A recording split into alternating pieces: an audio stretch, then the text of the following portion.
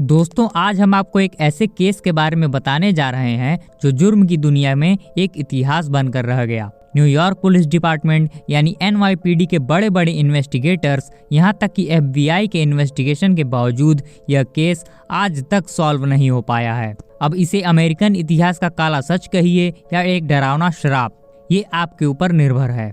इसी unsolved case के ऊपर एक सीरीज बनाई गई है जिसे द वॉचर नाम दिया गया है। यह सीरीज न्यूयॉर्क मैगजीन के द कट आर्टिकल से इंस्पायर्ड है, जिसे रेयान मर्फी और इयान ब्रेनर ने क्रिएट किया है। आपको बता दें, काफी मशक्कत के बाद द वॉचर के इस आर्टिकल को साल 2018 में पब्लिश किया गया था। अब इस आर्टिकल को छपवाने में उन्हें इतनी मशक्कत क्यों करनी पड़ी और आखिर ऐसा क्या था उस आर्टिकल में जिससे लोगों में एक अलग तरह का एक्साइटमेंट और दहशत का माहौल बनाकर रख दिया था। आज के इस वीडियो में हम उन सभी फैक्ट्स और डिटेलिंग के बारे में जानेंगे, इसीलिए इस मिस्टीरियस वीडियो को पूरा जरूर देखिएगा।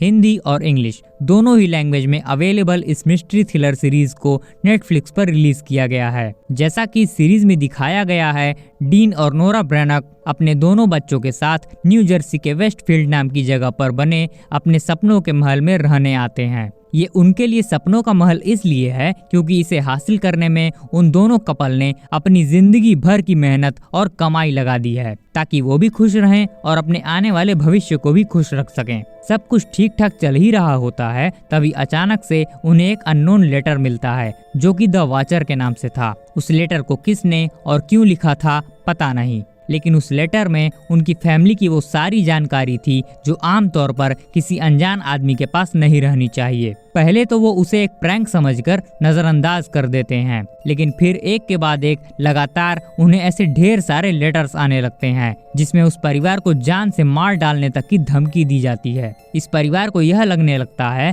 कि हर वक्त उन पर कोई न कोई नजर रखे हुए है, कहीं न कहीं से कोई उन्हें देख रहा है, क्योंकि वहाँ के पड़ोसियों का भी बर्ताव काफी अजीब था। ऐसा लगता था कि यह लेटर वो ही लिख रहे हैं, लेकिन ऐसा बिल्कुल भी नहीं था। वो कपल इसके खिलाफ पुलिस कंप्लेंट करता है, घर के हर कोने में CCTV कैमरे लगवाता है, यहाँ तक कि एक नाइट वॉचमैन तक रखता है, पर इसका कोई फायदा नहीं होता है। इस लेटर वाले कांड का असर उनकी पर्सनल लाइफ पर भी पड़ने लगता है। पूरा परिवार अलग ही मेंटल टॉर्चर से जूझ रहा होता है। इन सब से तंग आकर आखिरकार उन्हें वह घर बेचना ही पड़ता है, लेकिन घर बेचने के बाद भी उस कपल को चैन नहीं मिलता है। वो जानना चाहते थे कि इतना बुरा उनके साथ किया किसने। इस चक्कर में अब वो घर पर नजर रखना शुरू कर देते हैं, यानी इनडायरेक्टली अब वो उस घर के वॉचर बन जाते हैं।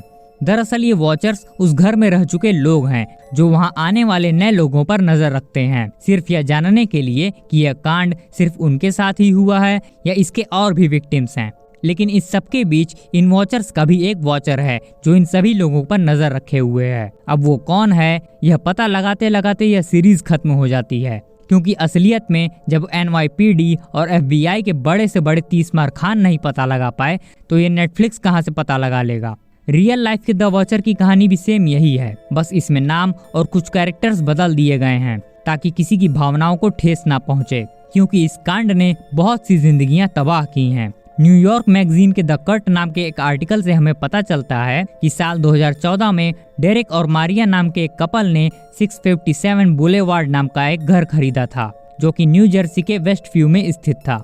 वो कपल उस घर को अपने सपनों का महल बनाना चाहता था, क्योंकि इसे खरीदने में उनके जिंदगी भर की कमाई लग गई थी। अब चूंकि घर उनका हो चुका था, इसीलिए वो उसमें तोड़ फोड़ करके कुछ बदलाव करना चाहते थे। तभी उन्हें द न्यू ओनर के नाम से एक डिस्टर्बिंग लेटर मिलता है। उसमें लिखा था, सन 1920 से मेरे दादाजी इस घर की देखभाल किया करते थे। उसके बाद सन 1960 में मेरे पिताजी को इसकी देखभाल की जिम्मेदारी मिली और अब बारी मेरी है। क्या तुम्हें इस घर का इतिहास पता है? क्या तुम इस घर की दीवारों में दफन राज को जानना चाहते हो? आखिर तुम यहाँ क्यों आए हो? घबराओ मत, मैं पता लगा लूंगा। मेरी नजर हमेशा तुम पर है। कई बार तो उन लेटर्स में जवान खून और बलि देने की बात भी कही जाती थी, जिसका मतलब उनके बच्चों से था।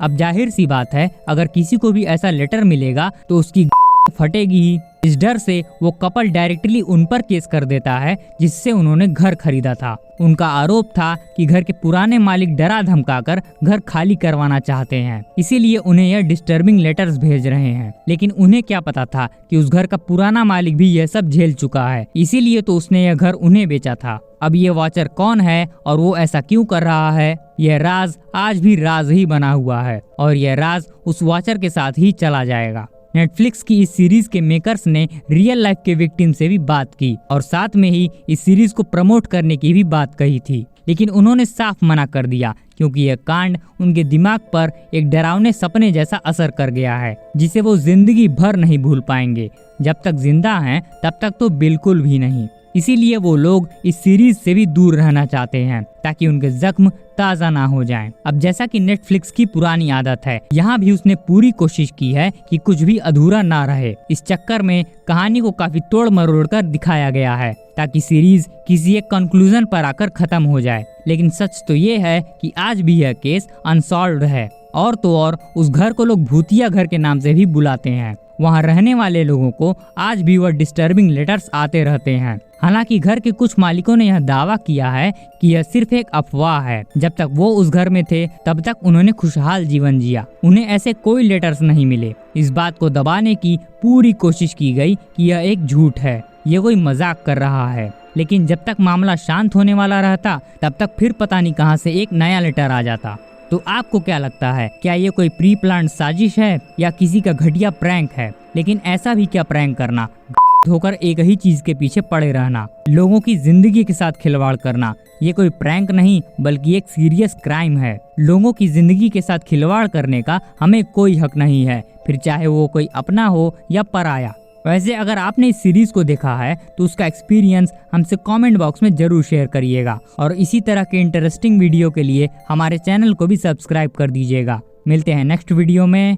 जय हिंद, जय श्री राम।